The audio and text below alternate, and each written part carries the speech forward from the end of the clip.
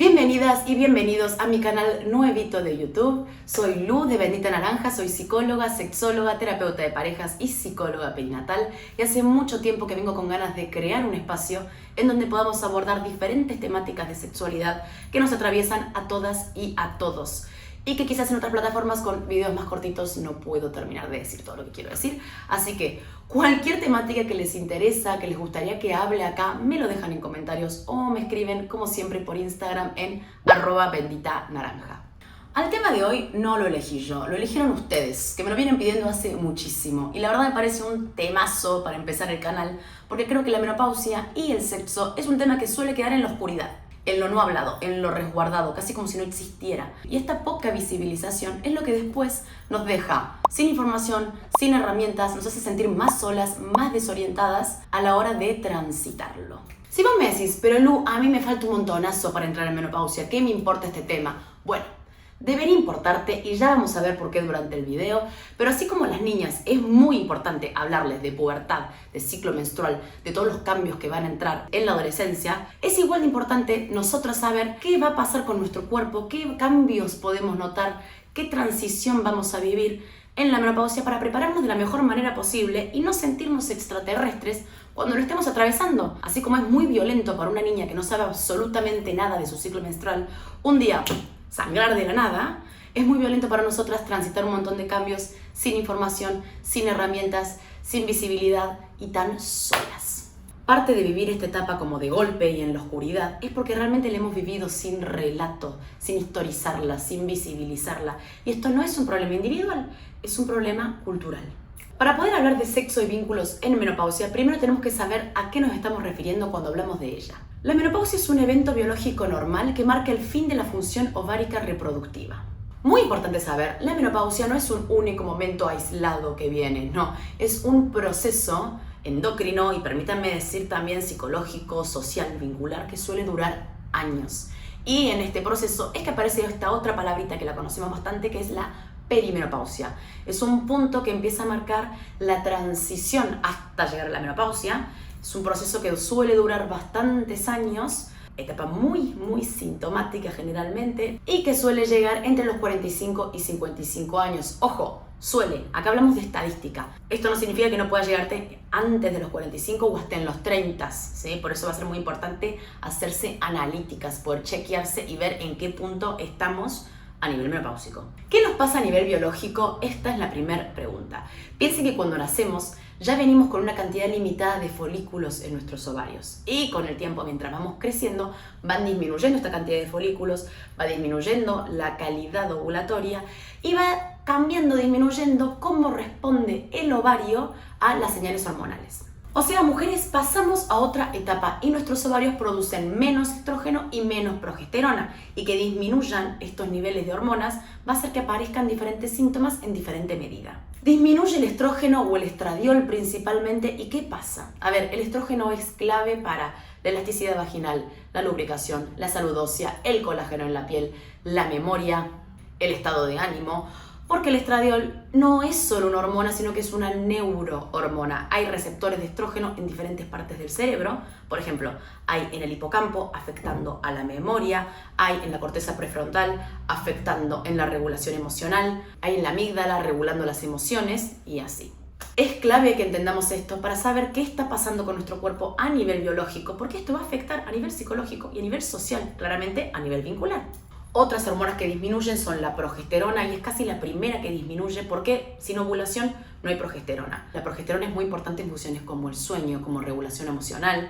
Otra hormona que también cae es la testosterona, que sí, las mujeres también producimos testosterona. Muy importante en fuerza, en libido, en deseo sexual, en energía. Y ojo, hay una hormona muy importante que es la hormona folículo estimulante, que funciona como un marcador para medir nuestra respuesta ovárica, y que en las analíticas nos va a servir mucho ver sus niveles para ver si estamos entrando o no en esta nueva etapa biológica. ¿Por qué esta hormona es un marcador de la respuesta ovárica? Bueno, esta hormona es la que manda a laburar a los ovarios para que maduren los folículos. De ahí su nombre, hormona folículo estimulante.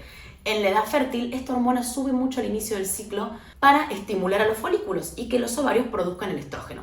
Cuando el estrógeno está alto, se manda la señal al cerebro para que baje la hormona folículo estimulante. Entrando en menopausia y en perimenopausia, donde hay menor producción de estrógeno, falta que se envíe esta señal al cerebro de decir, che, deja de enviarme esta hormona folículo estimulante. Entonces sigue altita, ¿no? Se sigue enviando y eso es lo que se puede ver en la analítica. Entonces, ¿qué etapas tenemos? Tenemos premenopausia, tenemos la perimenopausia que puede durar de 4 a 10 años, una etapa muy sintomática, depende de cada persona. Después tenemos la menopausia, 12 meses consecutivos sin menstruación. Y después tenemos la postmenopausia, ¿no? ¿Qué es lo que se habita luego? Es un nuevo equilibrio. Y esto es muy importante de entender porque no hay muerte después de la menopausia. Hay una nueva manera de habitar nuestro cuerpo y habitar nuestra vida. Acá es donde entramos en la parte social del video. Es muy importante que empecemos a derribar un montón de mitos que tenemos sobre la menopausia. Porque esta menopausia no vive aislada, no es solamente un cuerpo biológico. Vive en una sociedad, vive en un contexto. Y generalmente la mayoría de dolencias que vienen con esta transición suelen ser muy del área social. Suelen ser de cómo la vamos percibiendo y cómo nos vamos relacionando desde acá, más que meramente lo biológico. Ojo, no significa que lo biológico no traiga sus consecuencias claramente. Pensemos que vivimos en una sociedad que celebra, idealiza e hipersexualiza a la juventud, o permítanme decir a la infancia, y nos queda muy poquito terreno de esta manera para vivir nuestro cuerpo, nuestra sexualidad, nuestros vínculos desde otras etapas que no sean estas. Nos parece absolutamente terrorífico envejecer y todo el movimiento social va en contra de envejecer. Nos faltan muchos referentes de mujeres de 40, 50, 60, 70, 80 y más años que viven su sexualidad desde la etapa que les comporta, que les pertenece en el momento. Y estamos constantemente intentando replicar una manera de vivir nuestro cuerpo y de relacionarnos con otros que quizás ya no es posible. I've tricked my body into thinking it's younger. Y con esto entro a un gran mito a derribar, que es que el deseo sexual se termina con la menopausia. ¡Chao! Enterrado. No, el deseo sexual no desaparece. Sí se transforma, transmuta. Y ojo, no es la primera vez que lo hace, porque muchas veces tenemos esta idea, ¿no? Mi deseo sexual fue siempre igual, cambia o termina en la menopausia. No. Háganme el favor de pensarse un rato sus cuerpos, sus vínculos, su sexualidad, su manera de evitar el sexo a los 16 años, a los 26 años, a los 36, a los 46 y así. Después pensate un momento en diferentes etapas de tu vida. Pensate cuando estabas trabajando un montonazo o estudiando muchísimo, momentos en los que no estuviste haciendo casi nada, momentos donde viajaste un montón, momentos donde estuviste de posparto, teniendo hijos. Pensate en diferentes etapas de tu vida a nivel sexual y decime por favor si no has habitado 1.000.000 de cambios en el medio. Acá nos viene una claridad inminente que es que 1, el deseo es contextual y 2, el deseo es cambiante, siempre, desde siempre y siempre lo será. La menopausia es solamente otro momento más en donde el deseo sexual, el sexo y mi relación con el cuerpo van a cambiar también. Así que no, la menopausia no es el fin de la vida sexual. Es más, déjenme decirles, un montón de mujeres en terapia me dicen que ha sido la mejor etapa de su sexualidad porque se han sentido que se han conocido más, que han tenido más experiencias, que tienen como quizás menos tabú sobre el tema. Realmente hay muchísimas mujeres que disfrutan muchísimo más de esta etapa. Así que no cambia la posibilidad de placer, cambia el modo de acceder al placer. Algo que sí va a suceder en esta etapa es un gran movimiento identitario, porque nuestra identidad sexual también es parte de nuestra sexualidad y afecta directamente a cómo nos vinculamos con el resto. Son muchas las mujeres que escucho en consulta y que en mayor o menor medida están atravesando un duelo, ¿no? Hay una pérdida por el cuerpo que tenía, por la imagen en la que me reconocía, por mi respuesta sexual conocida, por el dejar esta juventud simbólica, ¿no?, atrás y entrar a otra etapa. A mí me gusta mucho comparar con la adolescencia, porque creo que también es otro momento en donde hay como un gran duelo por el cuerpo perdido, por lo que habitamos conocido que ya no está, y hay una transición muy importante hasta llegar a la adultez. Y lo que sirve mucho en la adolescencia y lo que protege en la adolescencia y lo que habilita un mejor cambio, por así decirlo, son los vínculos, es el grupo de pares, es habitar esto no en la soledad, en paridad, ¿no? El crear espacios donde vemos que a todos nos está pasando lo mismo, el poder de alguna manera comentar lo que nos sucede. O sea, los vínculos, los pares son un factor protector, no solo en la adolescencia, sino también en la menopausia, Por eso es tan importante que visibilicemos esto, que hablemos de esto, que veamos que no estamos solas transitando nada y que nos necesitamos unas a otras para poder transitar esta etapa y reconstruir una nueva identidad de la mejor manera. Entonces, ¿cómo hago para llegar mejor a esta etapa, ¿no? Con más herramientas, con más información. Así como hablamos de los pares, de los vínculos, de hacer comunidad como un factor protector, hay muchísimos factores protectores. Yo, por ejemplo, el otro día hablaba con una amiga que es fisio y me hablaba de un factor protector biológico importantísimo que es el músculo, es la fuerza. Y me hablaba de la importancia que hay para nosotras mujeres de entrenar la fuerza, no solo en esta etapa, sino antes de llegar a esta etapa, ¿no? Y cómo esto nos podía proteger mucho a nivel físico. Y así como en alimentación, ejercicio, suplementación, visibilización, como vimos, se pueden hacer un montón de cosas para estar mejor y llegar mejor a esta etapa, yo quiero que hablemos de lo que nos compete a nosotras. ¿Qué es el sexo? ¿Qué podemos hacer en esta temática para vivir mejor, ¿no? La menopausia y llegar mejor a ella? Para mí lo más increíble de la menopausia es que es la bandera definitoria que deja en evidencia algo que venimos diciendo las sexólogas hace años y que además vale para cada etapa, que es que el sexo no puede ser solo penetración y que el coitocentrismo está anulando nuestra posibilidad de vivir nuestra sexualidad de la mejor manera posible. Ya vimos al inicio del video los cambios físicos que se pueden generar en esta etapa y por qué.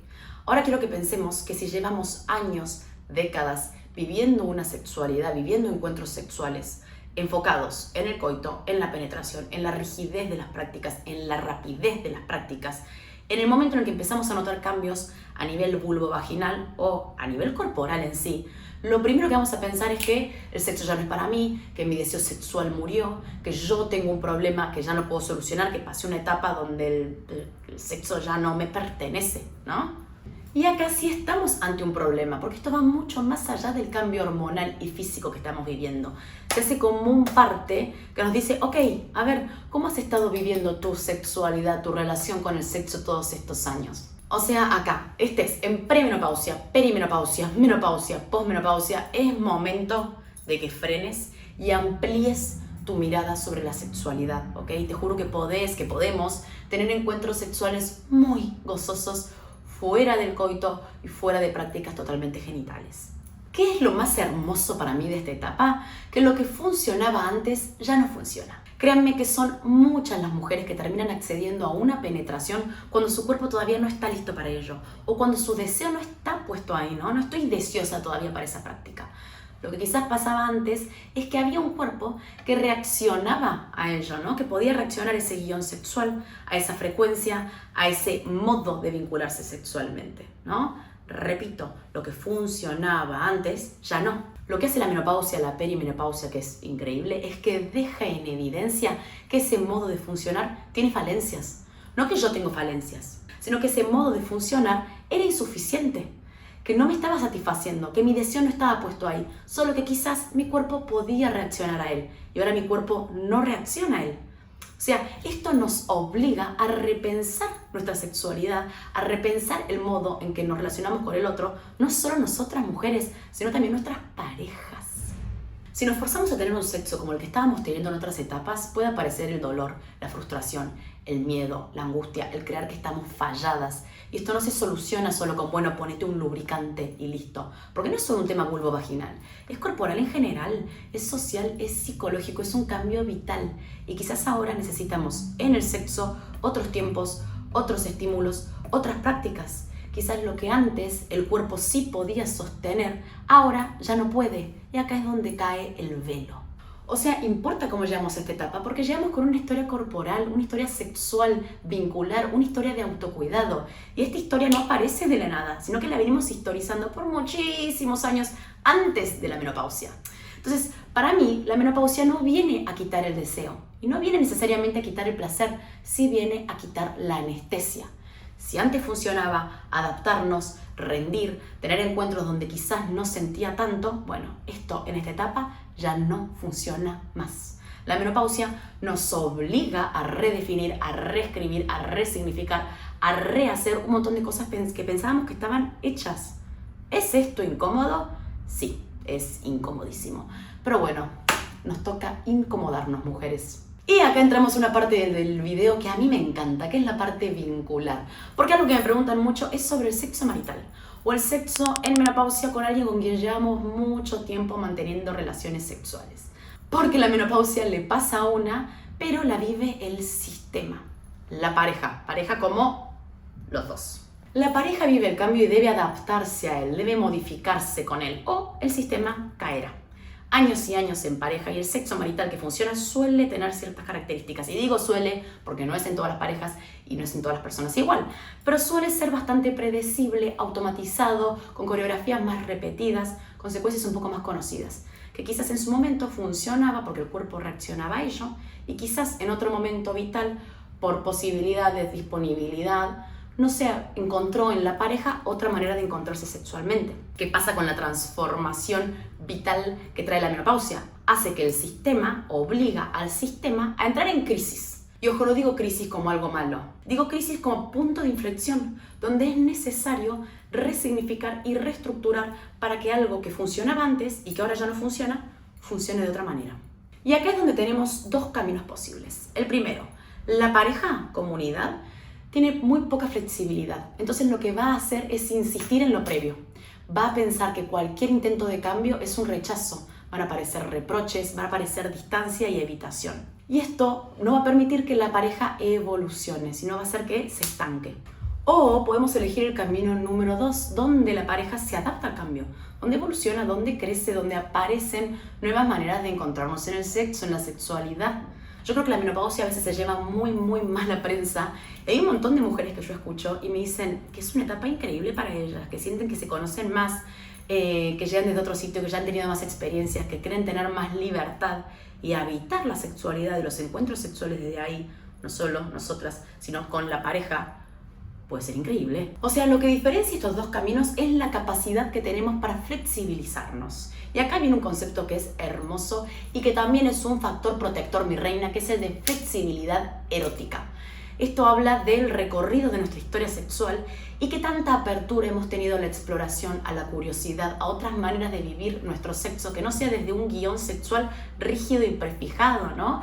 Si a partir de todos los cambios vitales que hemos tenido, porque mujeres tenemos muchos cambios vitales en nuestra vida, desde hijos, trabajos, mudanzas, duelos, cómo hemos reaccionado sexualmente a estos cambios, ¿no? Si hemos apagado el sexo y el deseo al 100%, o si nos hemos ido adaptando con ellos y hemos podido ir viviendo un sexo y una heterosexualidad de otra manera, dependiendo cada contexto. O sea, las mujeres y las parejas que se fueron adaptando mejor en el pasado, en la historia sexual, a los cambios, quizás vienen con más herramientas para ajustarse a estos nuevos cambios que trae la menopausia.